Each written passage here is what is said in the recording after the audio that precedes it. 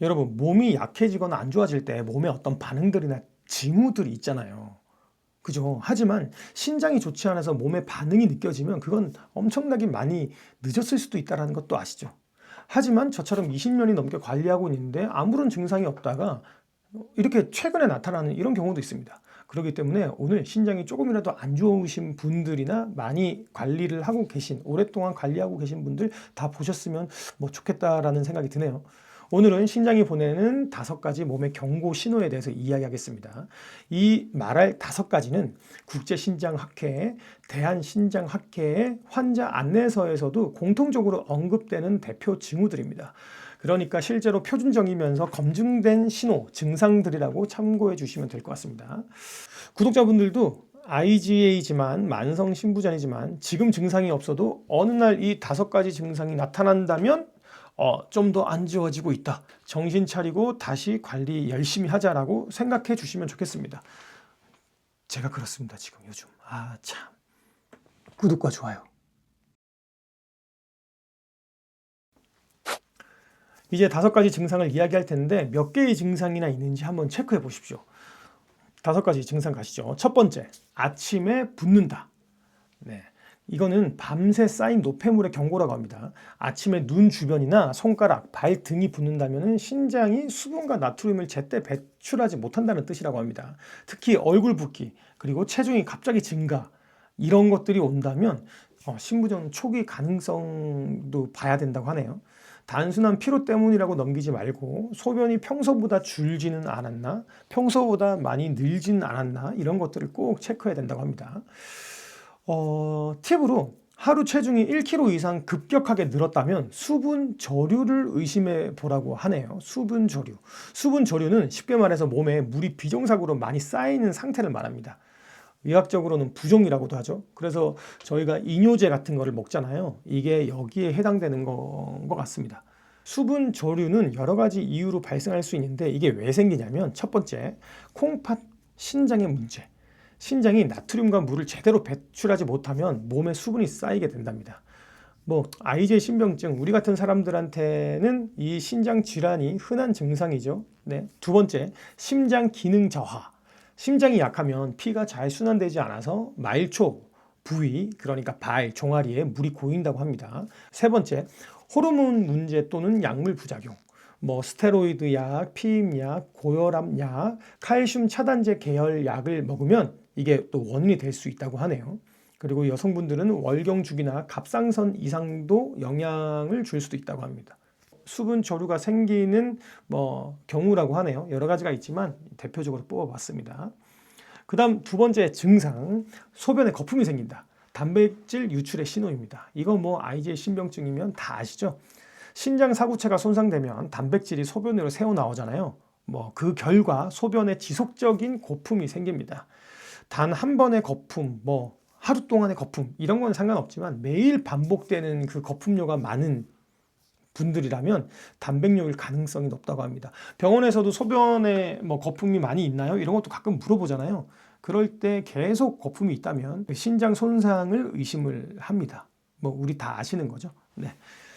그리고 이 소변 거품이 생기는 건 IgA 신병증의 가장 초기 신호 중에 하나라고 하네요. 다들 소변에 거품이 좀 있지 않나요? 구독자분들? 저도 그렇긴 한데, 네. 이게 신호라고 하네요. 그리고 이 소변에 대한 팁, 어떻게 판가름하느냐. 거품이 1분 이상 사라지지 않거나 색이 엄청 진하면 반드시 검사를 받으라고 합니다. 네, 이건 구독자분들 중에서도 많은 분들의 증상이기도 합니다. 네, 소변 거품이 5분이 지났는데 그대로 있거나, 그리고 소변 색이 너무 진해서 보니까 혈뇨가 나왔다. 이런 증상들. 여기에 해당될 수 있겠네요. 그 다음 3번째 증상, 피로감이 심하다. 네, 피로감. 이것도 다 아는 이야기일 것 같지만, 네, 증상 중에 하나라고 합니다. 네, 신장이 약해지면 빈혈도 오고 노폐물이 쌓이면서 피로, 무기력, 집중력 저하가 동반됩니다. 잠을 자도 피곤하다, 오래 자도 피곤하다, 이런 느낌이 지속된다면 혈액 속의 크레아티닌이나 헤모글로빈 수치를 꼭 확인해야 된다고 합니다. 네. 어쨌든 그래서 신장이 좋지 않은 분들은 쉽게 지치는 것도 확인할 수 있죠. 빨리 피곤함이 오는 것도 확인할 수 있고요. 그러니까 내가 빨리 지치는지 빨리 피곤해지는지 이걸 잘 느껴야 됩니다. 운동 후에 급 피곤한지 자도 피곤한지 갑자기 피곤하고 지치는지 이런 것도 체크를 잘 해야 되거든요. 다들 아시죠? 아시겠죠? 우리는 그냥 넘어가면 안 됩니다. 휴식을 취해야 할 때 잘 취해야 되니까 내가 빨리 피곤한지 안 피곤한지를 잘 체크해야 됩니다. 네. 그리고 네 번째 증상, 밤에 자주 깬다. 야간요의 시작. 신장은 원래 밤에는 일을 줄이고 휴식을 합니다. 하지만 기능이 떨어지면 밤에도 소변을 만들어내죠. 하루 2회 이상 밤에 화장실을 간다면 야간요 가능성이 높다고 합니다. 이건 단순한 노화 현상이 아니라 신장의 농축 기능이 떨어졌다는 신호라고 합니다. 네, 저도 유튜브에서 자주 올렸지만 올해부터 저도 야간요가 좀 생겼습니다. 내 입으로 말하기 싫지만 저도 기능이 떨어졌다고 볼 수 있겠네요. 뭐 어쨌든 슬프지만 20년 넘게 관리하고 있지만 요즘 나타나는 증상입니다. 좀 야간요가 있는 거 보니 한 단계 나빠지지 않나 이런 생각이 드네요. 슬픈 얘기. 네. 그 다음 다섯 번째 증상, 손발이 저리고 피부가 가렵다. 이게 노폐물이 쌓이고 있다는 증거라고 합니다. 신장이 노폐물을 걸러내지 못하면 요독이 혈액 속에 쌓입니다. 이때 피부 가려움, 손발 저림, 입냄새, 입맛 변화 등이 생긴다고 합니다. 가려움이 특정 부위가 아닌 전신적으로 가렵다라면 신장성 가려움일 확률이 높다고 합니다. 네, 이것도 좀 체크해 봐야 되겠네요. 오래 관리를 하고 계신 분들이라도 이런 증상이 한 번씩 나타난다면 더 집중하고 관리해야 돼 이런 생각을 하셔야 될 것 같아요. 어쨌든 전 아토피가 있었는데 간헐적 단식하고 사라졌다고 했잖아요. 오랫동안 그 아토피가 신장 때문인가 생각했었는데 저는 정말 신장성 가려움이 아니고 그냥 아토피 맞았던 것 같습니다. 무튼 그 아토피는 지금 간헐적 단식 이후에 없습니다. 네, 이렇게 5가지 이야기를 했습니다. 5가지 신장이 안 좋을 때 나타나는 증상 대표 5가지. 첫 번째 붓는다, 두 번째 소변 거품, 세 번째 피로감, 네 번째 야간요, 잘 때 2회 이상 소변으로 깨면 의심해 봐야 된다. 그리고 5번째 저리고 온몸이 가렵다, 간지럽다. 네, 이렇게 정리했네요. 네, 다들 아시다시피 신장은 조용히 망가집니다. 통증도 없고 몸에 뭐 열이 나거나 이런 것도 없죠. 그래서 소리 없고 증상이 없는 뭐 그런 장기라고 하는 것 같습니다.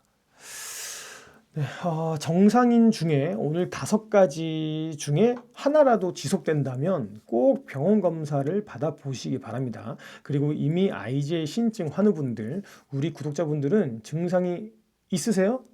아니면 하나도 없으세요? IgE 신병증 환우분들 중에는 말기가 아니고서는 증상이 없으신 분도 계십니다. 네, 저처럼 증상이 없다가 이제서야 나타나는 경우도 있고요. 하지만 저 말했던 기본적인 5가지 증상들은 꼭 알고 계십시오. 없었던 증상이 갑자기 이렇게 나타나면 더 열심히 관리해야 된다라는 신호일 수 있으니까요. 알겠죠? 이 5가지는 그냥 기본적으로 잘 알고 계시길 바랍니다. 오늘 신장이 나빴을 때 오는 증상들 이야기해 봤습니다.